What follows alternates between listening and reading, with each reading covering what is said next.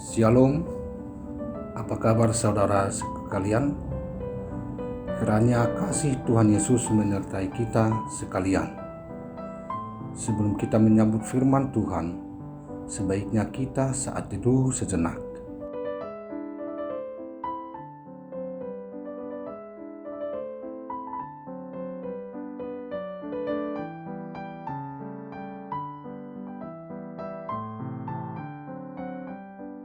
Amin.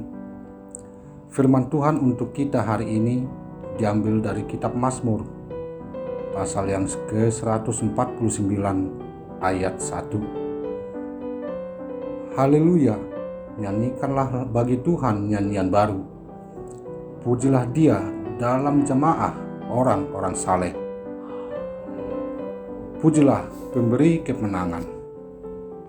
Saudara-saudari yang terkasih, tidak ada seorang pun manusia di dunia ini yang tak pernah mengalami pergumulan, baik itu pergumulan pribadi ataupun pergumulan bersama. Lalu bagaimana setiap orang merasakan dan memandang pergumulan itu? Tentu berbeda-beda.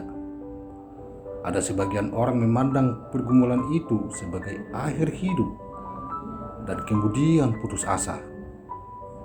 Ada yang sampai stres, bahkan ada yang sampai bunuh diri. Akan tetapi, ada juga yang menganggap pergumulan itu sebagai ujian hidup baginya, untuk kemudian melangkah lebih mantap. Umat Israel pernah mengalami pergumulan yang hebat dalam menghadapi musuh-musuhnya yang sangat berat, yang menindas dan memperbudak mereka.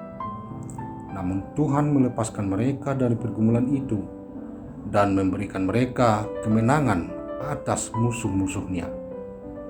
Pemazmur memandang bahwa mereka dapat mengalahkan musuh-musuhnya karena peran Tuhan yang selalu menolong umatnya. Dan pemazmur juga menyadari bahwa mereka dapat memperoleh kemenangan itu adalah karena berkat kuasa Tuhan.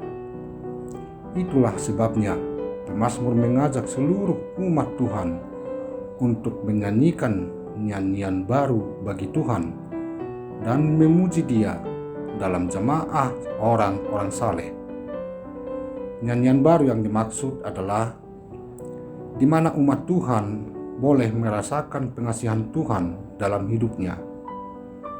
Saudara-saudari yang terkasih, kita sebagai orang percaya saat ini juga sedang mengalami banyak masalah, baik pergumulan hidup, penyakit, pergumulan keluarga, juga akibat pandemi COVID-19 ini.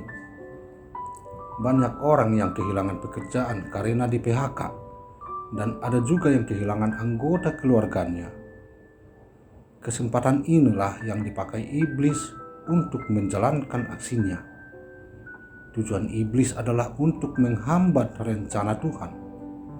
Si iblis tidak mau melihat umat Tuhan beribadah dengan tenang dan damai, sehingga seperti yang kita saksikan saat ini, terjadi bom di mana-mana.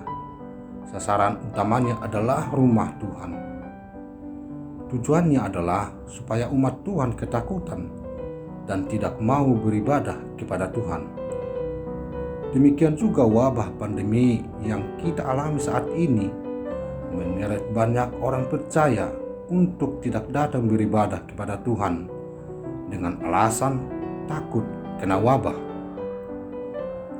Saudara yang terkasih, apa yang harus kita lakukan setelah kita menang menghadapi masalah ini?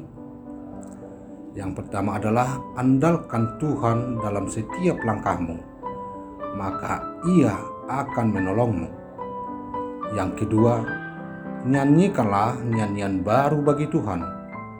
Pujilah Dia dalam jemaah orang-orang saleh.